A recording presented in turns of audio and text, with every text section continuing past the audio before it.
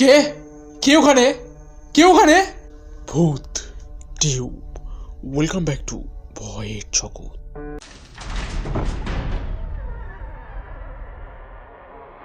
Yes, welcome back to ভয়ের জগৎ। তোমরা সবাই কেমন আছো? আশা করি তোমরা ভালো আছো, ভালো থাকার দলে।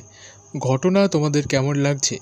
আগের যে ঘটনা যেটা দিয়েছিলাম ব্ল্যাক ম্যাজিকের ভুডু ডল নিয়ে, তোমাদের ঘটনাটা নিশ্চয়ই খুব ভালো লেগেছে। তোমাদের কীরকম ঘটনা পছন্দ সেটা আমি জানি। খুব ভয় হতে হবে, ব্ল্যাক ম্যাজিক হতে হবে, মানে ওটবাট খুব ভয়ের ঘটনা হলেই হবে। কিন্তু যেরকম পাই, এটা তো আমার কিছু করার নেই, এতে তো আমার কোনো হাত নেই। যেরকম তোমরা দেবে সেরকম ঘটনা আসবে। তাহলে তোমরা চটপট ঘটনা পাঠিয়ে দাও, নিজের জীবনে বা কারো জীবনে ঘটে যাওয়া কোনো ভয়ানক ঘটনা। কীভাবে পাঠাবে? পাঠানো সব থেকে খুব সহজ একটা উপায়, সেটা হলো যে আমাকে তোমরা হোয়াটসঅ্যাপ নাম্বারে মানে আমাকে ঘটনা পাঠিয়ে দিতে পারো, কিংবা তোমরা লিখে পাঠিয়ে দিতে পারো ইমেলের মাধ্যমে। তো তোমরা হোয়াটসঅ্যাপে ঘটনা লিখে বা ভয়েস SMS দিয়ে পাঠিয়ে দিতে পারো। সেটা আমার ভিডিও ডিসক্রিপশান বক্সে তোমরা নাম্বারটা পেয়ে যাবে এবং ইমেল আইডিও পেয়ে যাবে। ইমেলে তোমরা ভয়েস মেল বা কিংবা তোমরা লিখে ঘটনা পাঠিয়ে দিতে পারো। যারা এই ভূত প্রেত বা কালো জাদুতে বিশ্বাস করো না, তাদের জন্য একটা কথা, যে ভূত টিউব কিন্তু কোনো রকম অন্ধবিশ্বাস কিংবা কুসংস্কারকে সমর্থন করতে একদমই বলে না। ঘটনা বা এইসব জিনিসে বিশ্বাস করা বা না করা সম্পূর্ণ একান্ত নিজের ব্যাপার। কিন্তু এইটাকে ভূত টিউবকে তোমরা এন্টারটেনমেন্ট হিসাবে নিতে পারো, কোনো অসুবিধে নেই। আমি কখনোই বলবো না কাউকে বিশ্বাস করতে, কিন্তু যার জীবনে ঘটে যায় ঘটনাটা সেই বুঝতে পারে ভয় কাকে বলে। কথা না বাড়িয়ে চলে যাবো আজকের ঘটনায়। এই ঘটনাটা আমি নিজে কালেক্ট করেছি। এই ঘটনাটা আমাকে বলেছে নিমাই মণ্ডল। উনি মানে এই দাদু আর কি ঘটনাটা আমাকে বলেছে। আসলে এই ঘটনাটা আমার এক বন্ধুর দাদুর জীবনে ঘটে যায় ঘটনা। আমাকে অনেক সাহায্য করেছে আমার বন্ধুটা এই ঘটনাটা কালেক্ট করার জন্য। ওকে অনেক ধন্যবাদ অ্যান্ড লট অফ থ্যাঙ্কস। আমি চলে যাবো আজকের ঘটনায়। যেভাবে দাদু তার জীবনে ঘটে যাওয়া ঘটনাটা আমাকে বলেছে, ঠিক তেমন করেই আমি বলার চেষ্টা করছি। তখন 1976, আমরা 4 ভাই আর এক বোন, আমার একমাত্র বোন। তো বোনের খুবই অল্প বয়সে বিয়ে হয়ে যায়। বলে রাখা ভালো, আমি বোনকে খুব ভালোবাসতাম। এই জন্য মাঝে মাঝে আমি বোনের বাড়িতে চলে যেতাম বোনের সাথে দেখা করার জন্য। বোনের বাড়ি আমাদের বাড়ি থেকে যদি পায়ে হেঁটে যেতে হয় তাহলে 2 ঘন্টা লাগবে, মানে অনেকটাই। আমি তখন খুব একটা ছোট না, আমি তখন আমার তখন 10 বছর বয়স হবে। ওই অতটুকু বয়সে আমি বোনের জন্য এতটাই আমার টান ছিল, বোনের জন্য আমি 2 ঘন্টা পায়ে হেঁটে চলে যেতাম। কিন্তু বাড়িও ফিরে আসতাম। বোন আমাকে রাখতে চাইতো যে থেকে যাক, বাড়ি যেতে হবে না, অনেকটা দূর। সন্ধ্যের আগে বাড়ি ঢুকে পড়তাম, কারণ বাবা মা চিন্তা করবে। তখন তো আর এখনকার মতো মোবাইল নেই যে ফোন করে বলবো যে হ্যাঁ আমি আসতে পারছি না, বোনের বাড়িতে থেকে গেলাম। তো এবার বলে রাখা ভালো, বোনের যেখানে বিয়ে হয়েছিল আশেপাশে কিন্তু জনবসতি নেই, মানে পুরোপুরি নেই। ওখানে এমন অবস্থা, যদি কারো ওখানে আশেপাশে তো কেউই নেই, মানে ওখানে চারিপাশে জঙ্গল আর কি। তো এরকম একটা জায়গায় আর কি বোনের বিয়ে হয়েছিল। প্রায় বোনের বাড়ি থেকে যদি পায়ে হেঁটে যদি 30 থেকে 40 মিনিট যাওয়া যায়, তাহলে লোকবসতি কিছু কিছু দেখতে পাওয়া যায়, বাজার হাট এসব দেখতে পাওয়া যায়। মানে একটা অড জায়গা যাকে বলে, বোনের বিয়ে হয়েছিল। সেদিন আমার স্পষ্ট মনে আছে, মঙ্গলবার। আমি বোনের বাড়ি থেকে অতটা টাইম দেখিনি, মোটামুটি সন্ধে হওয়ার আগে আগে বেরিয়ে পড়ি। তো জঙ্গলটা মানে সন্ধ্যের পর থেকে জঙ্গলটা যেন আমায় গিলতে আসছে। বোনের বাড়ি থেকে যাওয়ার সময় একটা জঙ্গল পার করতে হয় আর কি। মানে আমাকে তো বোন আসতে দেবে না, বলে যে তুই থাক, এই জঙ্গল তোকে পার হতে হবে না এত রাতে। মানে রাত হয়ে আসছে গ্রামগঞ্জে, সন্ধ্যের পর নামার পর থেকে তখন রাত হয়ে গেল।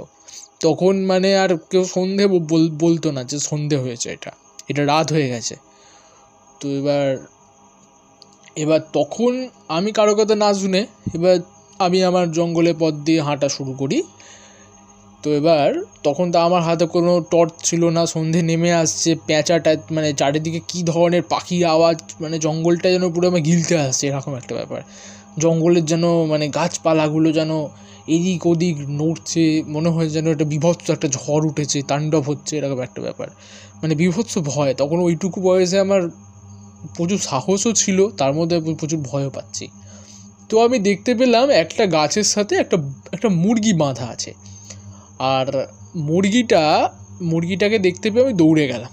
যদি মুরগিটাকে পেয়ে যাই তাহলে আমি আজকে আজ রাত্রে তাহলে মাংসের ঝোল ভাত হবে, ভালোই, তাহলে মুরগিটা আমি নিয়ে নেবো।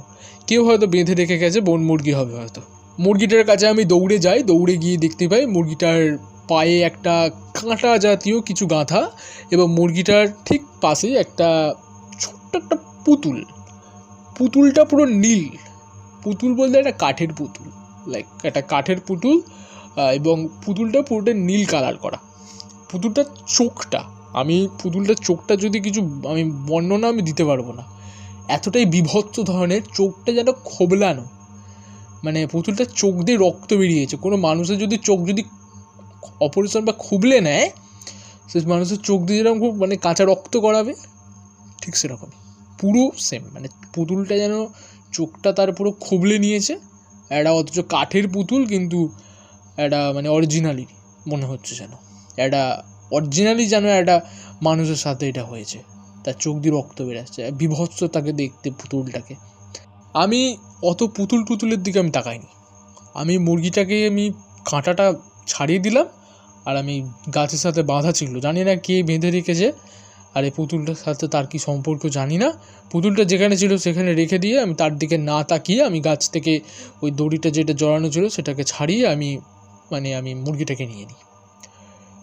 সেই দিনকে আমি রাত্রিবেলা মুরগিটাকে যখন নিয়ে আসি, মুরগিটাকে বাবাকে বলি মুরগিটা ভালো করে ছাড়িয়ে কাটতে, কেটে রান্নাটা করতে।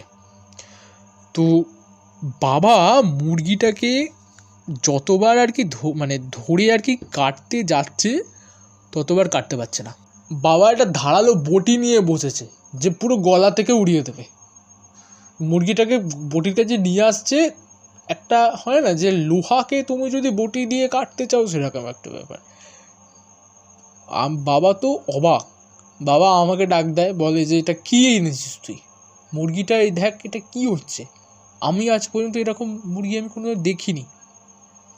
তো এবার আমি মুরগিটার দিকে তাকালাম, মুরগিটার দিকে তাকাতেই মুরগিটা যেন আমার দিকে বিভৎসভাবে তাকিয়ে আছে। এরকম আমি আজ মুরগি কেটেছি, মুরগি কিনেওছি, মুরগি কেটেওছি, এরকম কোনো মুরগির চাহনি হতে পারে?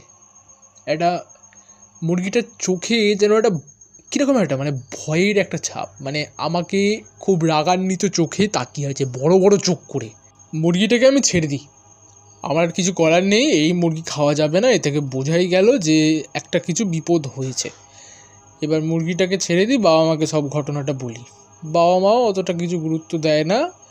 সেই দিনের পর থেকে আমাদের জীবনে অনেক অশান্তি নেমে আসে, যেরকম ছোট ছোট বিষয়ে সংসারে অশান্তি। আমাদের বাবা যে কাজটা করতো, মানে যে দিনমজুরি যে কাজটা করতো আর কি, সেই কাজটাও চলে যায়, আমাদের সংসারে টান পড়ে যায়, আমাদের সংসার চালানো দায় হয়ে যায়। যেখানে আমরা নুন ভাত খেয়েও দিন কাটাতে পারতাম, সেখানে আর কি কিছুই আর জুটলোই না, এমন অবস্থা। না খেয়ে একদিন কাটাতেই হলো, মানে শুধু জলটুকু, সেটুকুই মানে টানাটানি, এরকম অবস্থা। তো এবার সব কিছু বুঝতে পেরে এবার আমাদের এক চেনা জানা একটা গুণিন ছিল, তার কাছে আমরা যাই, তার শরণাপন্ন হই, বলি যে এরকম একটা ব্যাপার। তো গুণিনটা আমাদেরকে একদম স্ট্রেট কাট জানায় যে তোমার ছেলে আর কি এই ঘটনাটা যেটা করেছে, একটা মুরগিকে যে নিয়ে এসেছিলো সেই দিনের যে ঘটনাটা আর কি বলছে, সব বুঝতে পেরেছে আর কি, এটা কিন্তু খুব অন্যায়। ওই যে কাঠের পুতুলটা, ওইটা একটা অভিশপ্ত পুতুল, ওইটার ওপরে একটা অভিশাপ আছে। ওটা কোনো পুতুল না, ওইটা একটা নাকি শয়তান ছিল, কোনো একটা ডাইনি, জঙ্গলে আর কি ওই মুরগিটাকে খাওয়ার জন্য এসেছিল। মানে ওই মুরগির খাবার, ওর মুখ থেকে খাবারটা আমি নাকি ছিনিয়ে এনেছি, ওর ক্ষতি করে দিয়েছি। তো এবার উপায় কী করতে হবে এবার? তো আমাকে অনেক রকম তাবিজ দেয়, ঘর বন্ধ করে দেয়। 1 মাস আমি কোনো মাছ মাংস খাইনি, আমার ওপর দিয়ে একটা অত্যাচার হয়েছে। মানে 1 মাস আমি রাত্রেবেলা শুধু দুঃস্বপ্ন দেখতাম, মাঝরাতে ঘুম ভেঙে যেত। এতটাই ভয়ানক গেছে সেই দিনগুলো, আমি সারা জীবন মনে রাখবো। ঘটনাটা হয়তো তোমাদের কাছে শুনতে ভয় লেগেছে কি জানি না, আমার জীবনে সবথেকে ভয়ানক এই ঘটনাটা। তোমাদের যদি ঘটনাটা কেমন লেগেছে কমেন্ট করে জানাতে ভুলবে না। পরবর্তী ঘটনা পরবর্তী সময় আসবে।